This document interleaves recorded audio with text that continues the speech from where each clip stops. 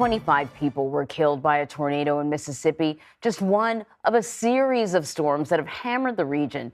President Biden has declared a major disaster in the area, but this system is not done yet. Omar Villafranca is in Rolling Fork, Mississippi, where the damage is overwhelming. Omar, good morning. Good morning. The tornado wind speeds here reached almost 170 miles per hour. And let me show you what kind of damage that kind of power can do. It's almost apocalyptic. This house behind me, the roof is gone. The walls are crushed inward. Cars and trucks were tossed around like they were toys. Everywhere you look, the storm destroyed everything. Tornadoes, lightning, and hail are tearing through the South. Early Sunday, multiple twisters were reported in Georgia, and overnight, intense storms brought heavy rains and flooding. But it was Friday's tornado in Mississippi that decimated the area and left more than 25 people dead. I was aware that the tornado could be in the forecast, but I was not aware that it was coming. Gail Barfield and her husband Howard heard on TV they had 2 minutes to take cover. When the tornado hit, a wall crashed onto the closet, trapping Gail. It took a pickup truck to eventually free her. How are you still here? God. You believe God saved you? Nobody but God. Later that day, her husband suffered a heart attack. He's now recovering in the hospital. I'd never been through nothing like that, and I didn't know that it could be so devastating. The destruction is widespread and in every direction, with at least 2,000 homes damaged or destroyed from Friday's tornado. Chapel of the Cross Church is usually packed with parishioners on Sunday morning. This week, volunteers were cleaning up the rubble in the sanctuary. Some of these our parishioners grew up in this church, never knew any other church in their life. And of course, they're very upset. But among the ruins stands a miracle. So you just had this made? It was installed 2 weeks ago. And then this happens, but yet it is untouched. Untouched. One stained glass window without a single scratch. Your grandma has been a member for decades. Decades. She's probably never missed a Sunday. The artwork is dedicated to Frances Mitchell's grandmother.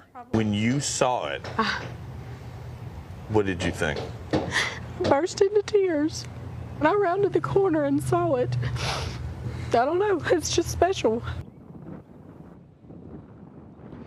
Let me give you another example of the power of this tornado. This woman's car, she lives here, it was torn up. But she told me her husband's pickup truck is about 100 yards that way. The storm picked it up, rolled it all the way into a ditch. And despite all of this damage, people tell us they want to stay here. They want to rebuild. Anne-Marie? I tell you, that takes like some sort of faith, spirit. I mean, what your story reinforces is the randomness of these sorts of weather phenomenon, for lack of a better word. You have all these people now, though, that have no place to go. Their homes are destroyed. Where are they going? Well, there are shelters that are open here, and people are going to shelters. They're also going to hotels. All the hotels, this is kind of like the north central, northwest central part of the state. So they're going to towns like Greensville. They're going to Vicksburg. Some are going to Jackson. They're going to Yazoo City. They're going to places here in Mississippi, or they're staying with friends and family in the neighborhood here. So it's difficult. People obviously can't stay in a place like this, so they're needing some sort of physical shelter just to be able to survive just when it rains. And then, geez, I mean, we're talking about people who have lost pretty much almost everything. What is the community asking for in terms of help or support?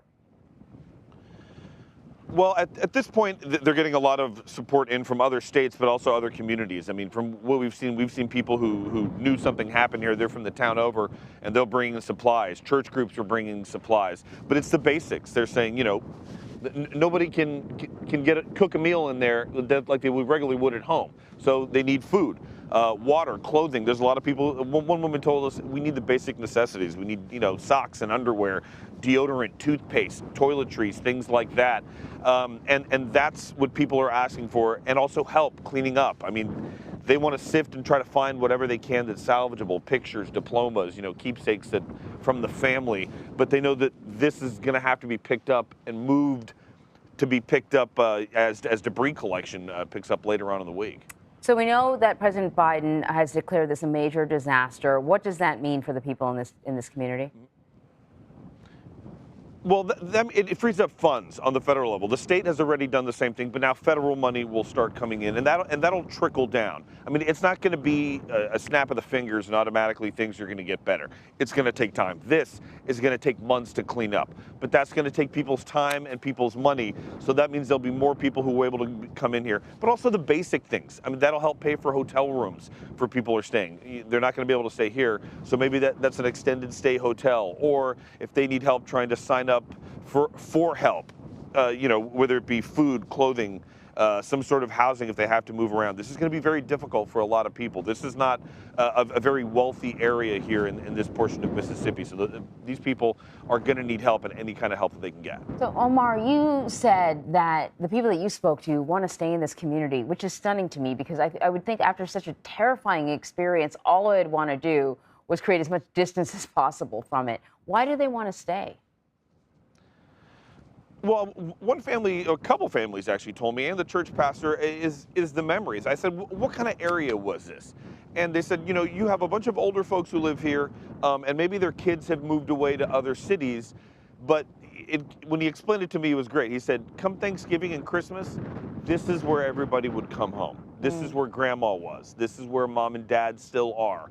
So, they're coming up on Easter here in a few weeks. Easter's going to be very different. It's a time when people usually would go home for Easter. They're not going to be able to do that here, but they want to keep those memories, and generations of people have lived here. This is a place they would come for Thanksgiving and Christmas and the holidays. It's going to be a while before they can do that, but they said they're going to try. Yeah, I guess despite sort of the horror of the weekend, there are more good memories than bad memories still, and they want to keep those. Omar, thank you very much. Absolutely.